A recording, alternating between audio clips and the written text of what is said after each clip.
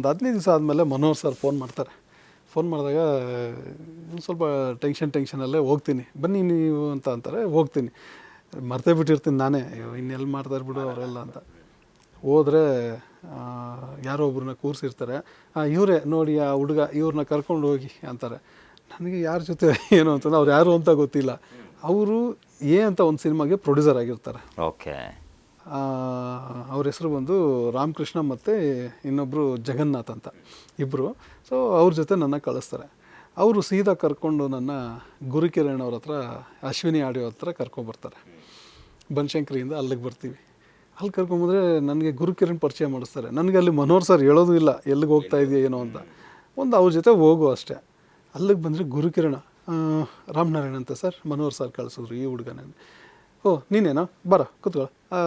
ಅವ್ರು ಏನೂ ಕೇಳಲಿಲ್ಲ, ಯಾವ ಊರು ಏನು ಓದಿದೀಯಾ, ಬರೋ ಅದು ಹಾಡಾಕು ಅಂತ ಇಂಜಿನಿಯರ್ಗೆ ಹೇಳಿದ್ರು ಸ್ಟುಡಿಯೋದಲ್ಲಿ. ಅವನು ಹಾಡು ಪ್ಲೇ ಮಾಡ್ದ, ಒಂದು ಅದರಲ್ಲಿ ಲಿರಿಕೇ ಇರಲಿಲ್ಲ.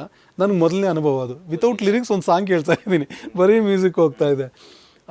ಇದಕ್ಕೆ ಹಾಡು ಬರೆದಿಬೇಕು, ಇದು ಟ್ಯೂನ್ ಕ್ಯಾಸೆಟ್ ಕೊಡು ಅಂದ್ಬಿಟ್ಟು ಒಂದು ಕ್ಯಾಸೆಟ್ ಮಾಡಿಕೊಟ್ರು. ಅವಾಗೆಲ್ಲ ಕ್ಯಾಸೆಟ್ ಕೊಟ್ಟರು. ನಾನು ಅದನ್ನು ತೊಗೊಂಡು ಸೀದಾ ಇವ್ರ ಹತ್ರ ಬಂದೆ. ಸರ್ ಇದು ಕ್ಯಾಸೆಟ್ ಕೊಟ್ಟರು ಗುರುಕಿರಣ್ ಸರ್ ಅಂತ.